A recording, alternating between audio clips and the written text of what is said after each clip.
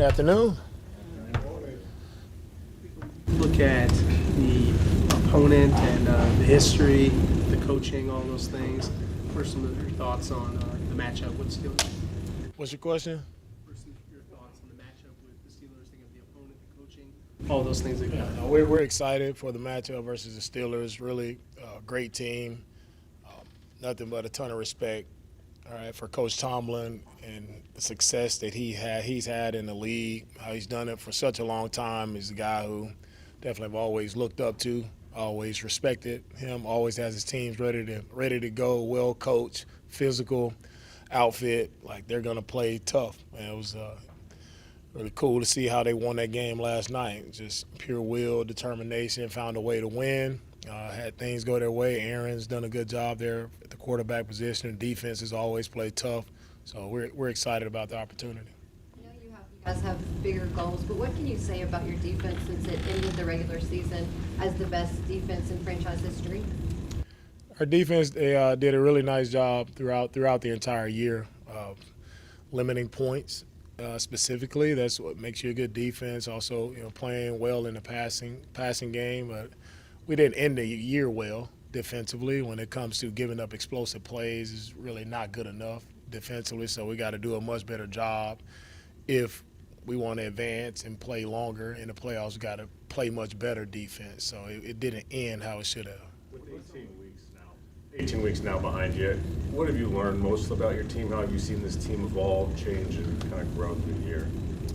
Look, our team has been through a lot, and what I would say about our team is, it really doesn't matter any kind of way the game shapes up. Whatever we need to do to win the game, we find a way to win the game. So it's the resiliency with our team. That's what sticks out to me the most about our guys. It's the close-knit group that we have. Guys are close, guys are tight, guys play for each other. That's all you can ask for.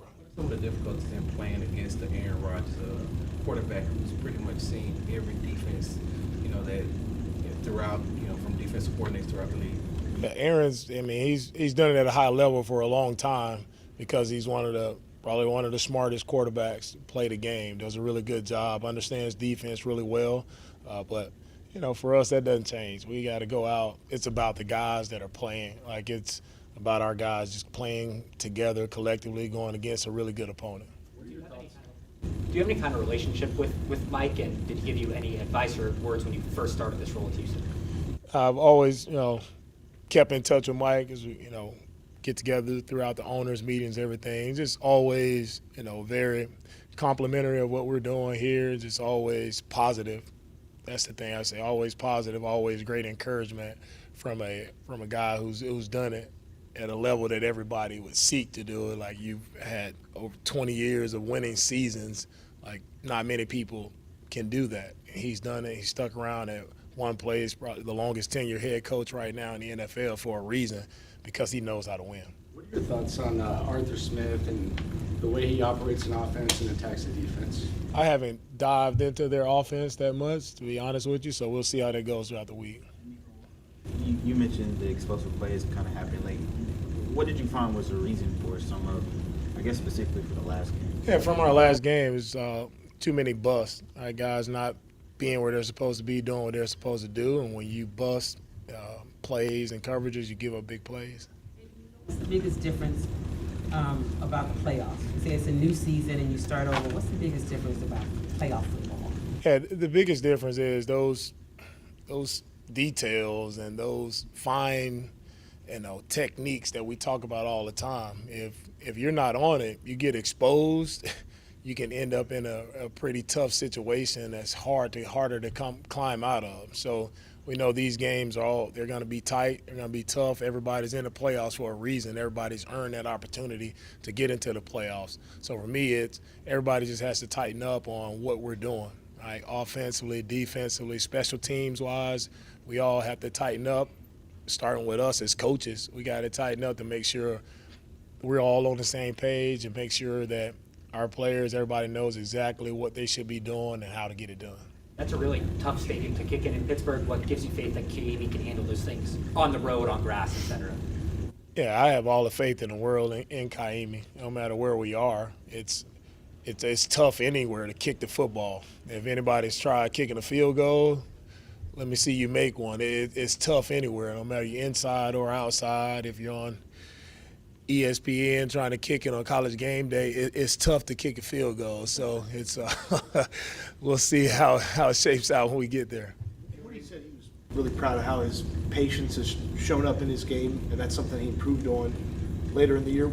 Where does that kind of show up for him, and how does that help him at the running back spot? Who did you say? Woody Marks says his patience at the position has helped him really kind of grow the back end of the season. I think Woody is, and throughout the year, I feel like he's gotten better with the more reps that he's getting. And in game, I feel like Woody, he does a better job the more times he touches the football, right? He's always going forward, always gaining positive yards, and that patience comes with, setting up your blocks. Right? You have to do a good job setting up your blocks to put you in position to make guys miss at certain times, and Woody has done a good job of that. The Steelers were able to get T.J. Watt back last night. They also have Alex Highsmith on the other side. Just what are your initial thoughts on their pass rush and what the challenges there? Yeah, you guys are fired up by the Steelers, huh? Man, can't wait. They're great pass rush. Both guys, T.J. Watt's one of the all-time, sack leaders in the NFL for a reason. Great bloodline. He had a guy who can teach him how to do it, and his brother JJ. So he's a really good player, good pass rush. Also Highsmith, Highsmith doesn't get enough credit, I think, for the production and how disruptive he is as a pass rusher as well. So you want to play good defense, you have to have two good pass rushers, and they have that. How healthy is your On the other side, you guys obviously have a really strong pass rush. How important do you think that will be in this game coming up? Yeah, for us,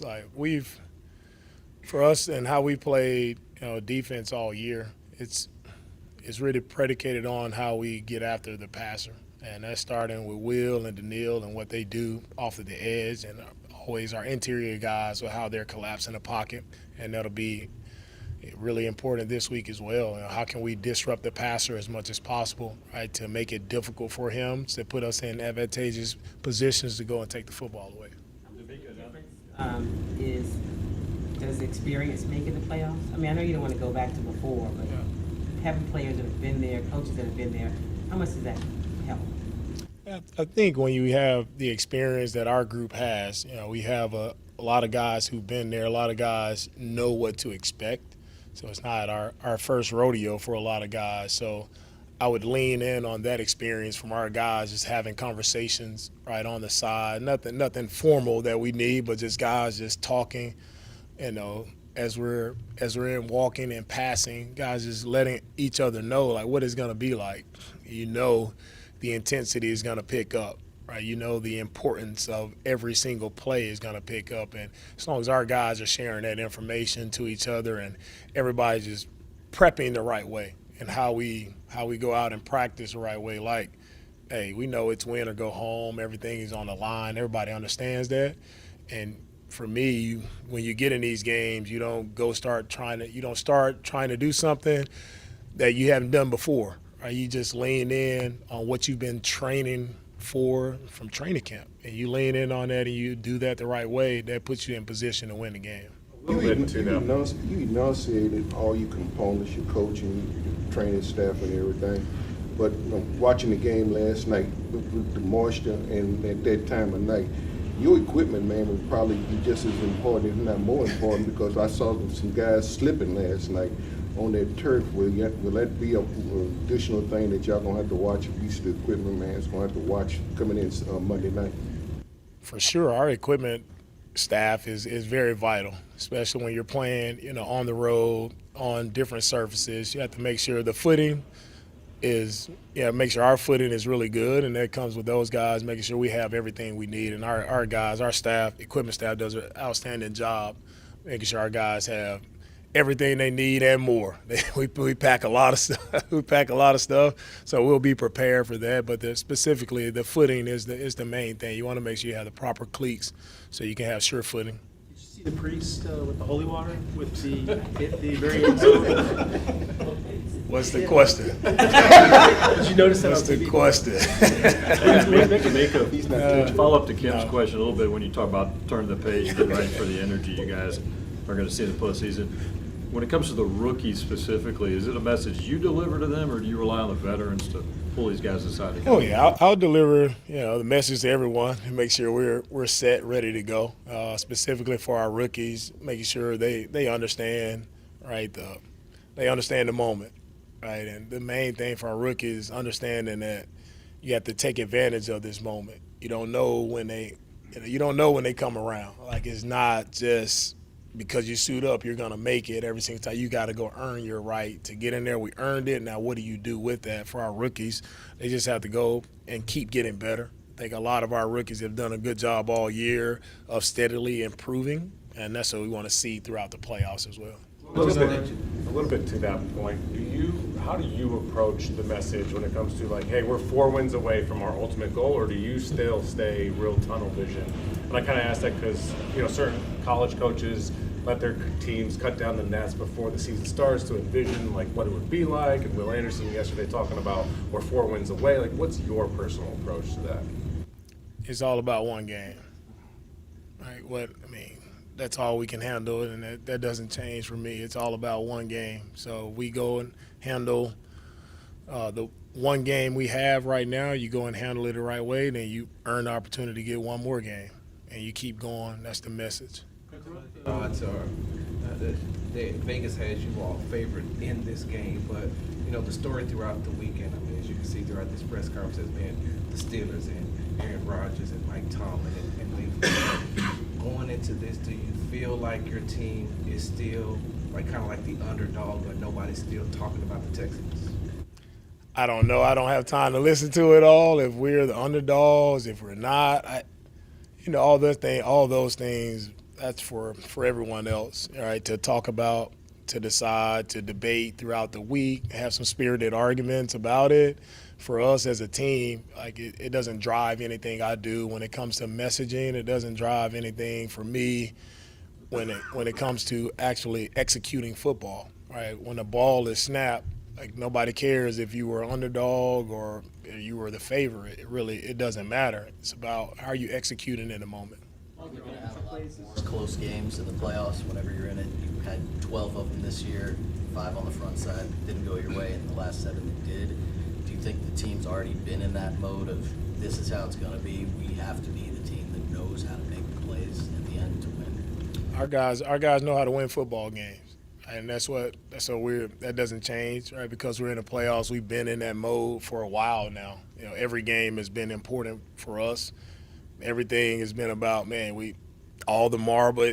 That's what it's been. That's our season. That's what it's been for us to fight back, to get into a spot, to even have this opportunity, right, to play in the playoffs. So our mindset is not changing now that we're in.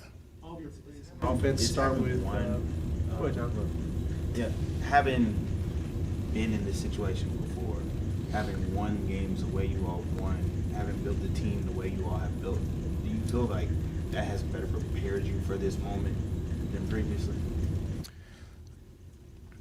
I feel like I've always been prepared for every moment. It's not that I'm better prepared because we've been through it before. I've been here for the past several years. I've been in the playoffs before I got here, so I've been prepared for this moment and ready for it. Offensive plays this year, of course, start with your center with Jake Andrews. What have you seen from the growth of Jake and kind of the evolution of the relationship with him and CJ as they work more together? Jake has done a good job of setting the table when it comes to the protections, the mic points, ID, and up front he's done a good job of communicating, which is what we need. You need a guy up front who is loud, can communicate, make sure everybody's on the same page, and Jake has done that for us. This will be the first time the Texans play both playoff games and open up wild-card weekend. What's from your experience as a player and a coach, what's the biggest differences between playing at home in the playoffs versus playing on the road in the playoffs? When you're in the playoffs, to me, it's, you always would love to be in front of your home crowd, right? That's why they call it home field advantage, right? When your home crowd can be rowdy and loud on, those significant plays, third down, red zone, you can have that crowd noise really cranking and really disrupting the flow of the opponent's communication. That's important when you're at home. We don't have the luxury of having that this year. But you go on the road in the playoffs, what's different? Hey, it's you against everybody else in their stadium. And we went on the road this year. I feel like our guys have handled ourselves. Our team has handled themselves pretty well on the road this year. Understanding that, again, it goes back to us being in the moment, executing, playing together. We won't have that crowd support, but that's okay. You still have to find a way to figure it out, find a way to win football games, and we've done that on the road. And I mean, with big challenge on Monday night versus the Steelers, and we're excited about it versus a really tough crowd who we know they're going to be loud, and it's going to be a really great environment, cool environment for our guys who haven't seen that before. It's going to be a really great environment for them to witness.